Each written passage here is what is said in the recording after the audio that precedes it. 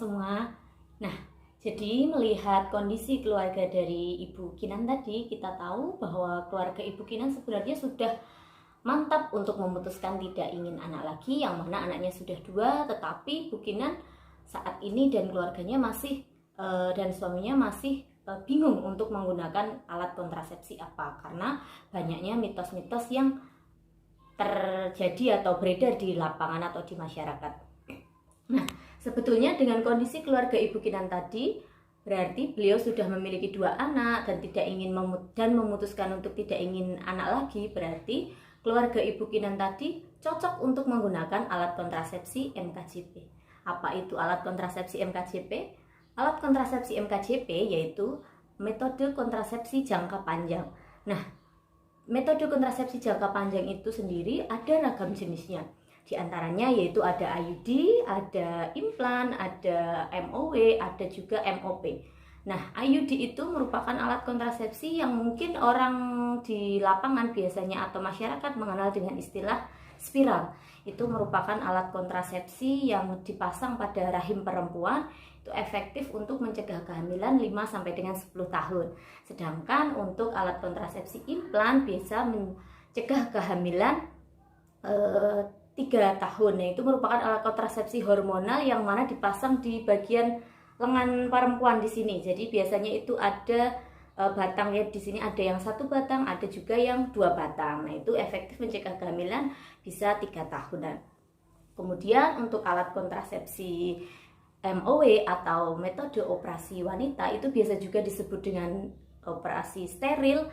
Itu merupakan pengikatan atau pemotongan jalur namanya yaitu tuba Pavlovi, yang mana itu mencegah untuk bertemunya sel telur dan sel sperma. Dan yang terakhir yaitu metode kontrasepsi jangka panjang untuk pria yaitu MOP, metode operasi pria.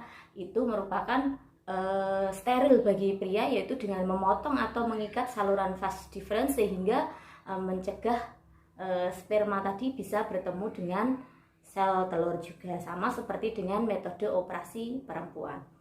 Jadi melihat kondisi keluarga Ibu Karin tadi sangat cocok untuk menggunakan metode kontrasepsi jangka panjang tersebut. Ragam pilihannya sangat banyak, dan di mana setiap metode kontrasepsi itu tadi memiliki kelebihan dan kekurangan masing-masing, sehingga bisa disesuaikan dengan kondisi keluarga Ibu Karin, disesuaikan dengan kondisi ibu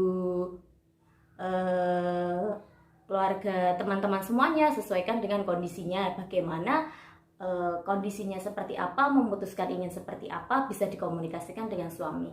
Kita sebagai penyuluh KB hanya bisa memberikan pengetahuan, bisa memberikan gambaran kaitannya dengan ragam metode kontrasepsi itu tadi, tetapi kita tidak berhak untuk memutuskan alat kontrasepsi apa yang harus dipakai oleh pasangan usia subur atau calon akseptor tersebut. Yang berhak untuk memutuskan adalah keluarga itu tadi sendiri, yaitu pasangan usia subur itu tadi sendiri yang berhak untuk memutuskan apakah ingin menggunakan metode kontrasepsi jenis yang apa. Nah, sebagaimana kita tahu sebetulnya keluarga Bu Kinan tadi sudah bagus untuk memutuskan 2 anak saja, karena sebagaimana kita tahu sekarang programnya BKKBN itu sudah 2 anak lebih sehat. Mungkin dulu kita mengenal 2 anak cukup, 2 anak itu lebih baik. Nah, tagline itu dulu kan sangat gencar ya di masyarakat. Tapi itu kita sudah dari BKKBN sudah melakukan rebranding menjadi 2 anak lebih sehat. Karena ketika 2 anak cukup, definisi cukup itu kan setiap orang berbeda-beda ya. Jadi antara orang satu dengan orang yang lain itu cukupnya itu berbeda-beda. Kemudian kalau yang 2 anak lebih sehat itu pasti dijamin semuanya setuju, karena memang hasil penelitian manapun juga menunjukkan ketika 2 anak itu akan lebih sehat. Sehat baik untuk ibunya, sehat maupun untuk anaknya. Sehat itu baik secara fisik maupun secara mental dari keluarga itu tadi.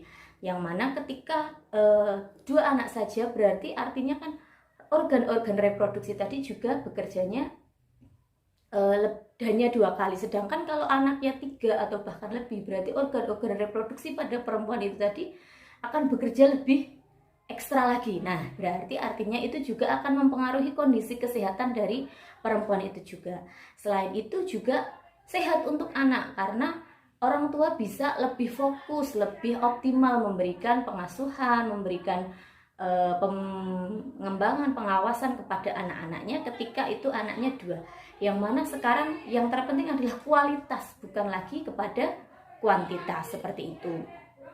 Nah, terkait Bu Kinan tadi khawatir dengan banyaknya mitos, ini mitos atau tidak, itu tidak perlu khawatir. Sebenarnya kan memang banyak info mitos itu beredar di mana-mana, tetapi kita harus pintar-pintar mencari informasi yang betul, kita harus mencari sumber yang betul, apakah informasi tersebut mitos atau tidak. Kita cari sumber yang tepat, kita cari sumber yang sesuai, kita lihat apakah itu tadi mitos atau memang bukan. Kaitannya dengan metode kontrasepsi. Nah, di sini dari BKKBN sendiri sebetulnya ada aplikasi yang namanya aplikasi Skata. Ini saya tunjukkan aplikasi Skata ya. Mungkin tidak begitu terlihat. Nah, ini bisa terlihat ya. Aplikasi Skata ini bisa diinstal maupun di-download di Play Store, yang mana di sini nanti ada semua jenis alat kontrasepsi mulai dari MKJP, non MKJP, terus kemudian hormonal, yang non hormonal, semua jenis kontrasepsi di sini ada. Jadi nanti di sini sudah komplit semua jenis metode kontrasepsinya, mulai dari kelebihan, kekurangan, cara kerjanya, terus kemudian efektivitasnya seperti apa dari masing-masing alat kontrasepsi. Nah, ini bisa menjadi sumber yang relevan untuk jadikan acuan, sehingga tidak lagi kita bingung, tidak lagi oh ini ternyata tidak mitos. Jadi ada keyakinan dalam diri kita untuk menentukan alat kontrasepsi yang kita pilih.